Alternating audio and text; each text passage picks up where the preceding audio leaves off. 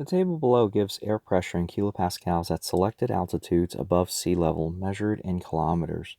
Write an exponential regression equation that models these data, rounding all values to the nearest thousandths. Use this equation to algebraically determine the altitude to the nearest hundredths of a kilometer when the air pressure is 29 kilopascals. So let's do that.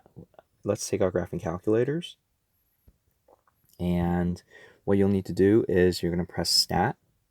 You're going to enter on Edit, and it will bring you to the screen. If you have contents in any of the columns there, let's say if you have these, okay, what you're going to need to do is you're going to need to clear them. And to do that, you press up arrow, clear, and then down arrow, and that will clear the contents for you. Do not press delete, however, because it will delete the entire column, and you don't want to do that.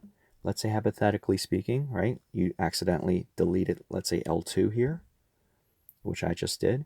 What you'll need to do is you're going to need to insert that column back. And to do that, you're going to press second, delete. Notice that a new column has been inserted. You're going to press second, 2, and then press enter. And then a new and then that column will be inserted for you. And if you notice the other column, L3, disappeared, you're just going to press second, 3, because you're not inserting anything. You're just placing a new one right next to it. So you don't have to press insert, and I can bring that back. So now I have L1, L2, and L3 back. Anyway, so you're going to enter the data in the x coordinates, or the x values, into L1. So 0, 1, 2, 3, 4, and 5. You're going to enter the contents of the y values into L2, and I don't remember what those are. So 101, 90, and 79. Okay, and then the remaining 3, 70, 62, 54. All right, and then I'm going to press second mode to quit. And then what you're going to do is you're going to press Stat again. To perform the exponential regression, you're going to go over to Calc, and then you're going to scroll to the 10th row, which is the exponential regression. And by default, okay, your calculator should have x list as L1, y list as L2. We're not going to store the equation anywhere because the question does not ask you to perform any graphical interpretation via the calculator, so I'm not going to do that here. We're just going to go down and calculate. Now, some of your calculators that you're holding may be older versions, and if that's the case, some of you, what will happen right after you press enter exponential regression is you will end up with a screen like this where you have exp reg, and then it's going to ask you to enter in the arguments using correct syntax notation.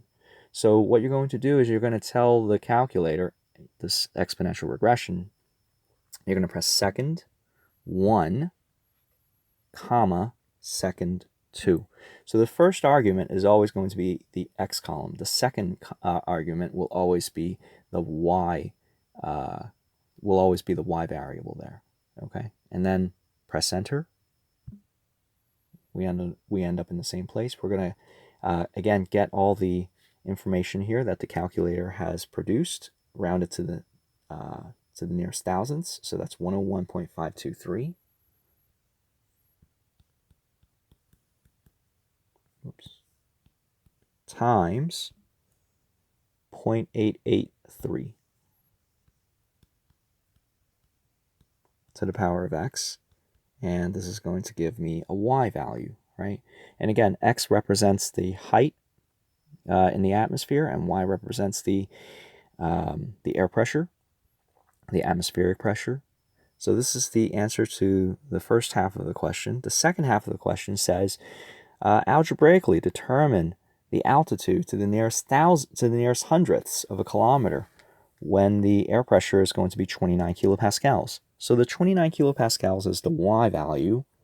So what I'm going to do is I'm going to say 29 is equal to 101.523, 0.883 to the power of x. We're going to need to try and isolate x.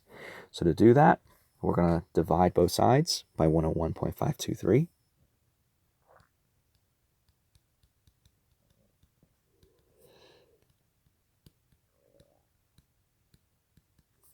And because the unknown is in the exponent, we're going to have to apply logarithms here, and it really doesn't matter whether we apply log of base 10 or natural log.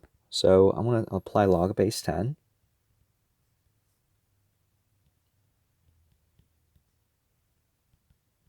To both sides.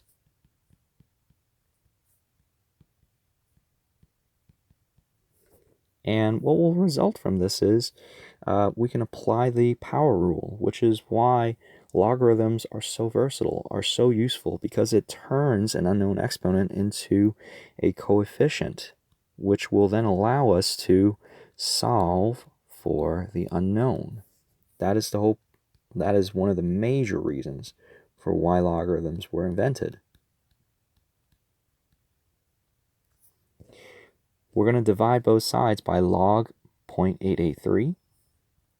And if we do that, we'll end up with x is equal to log of 29 over 101.523 over log of 0.883.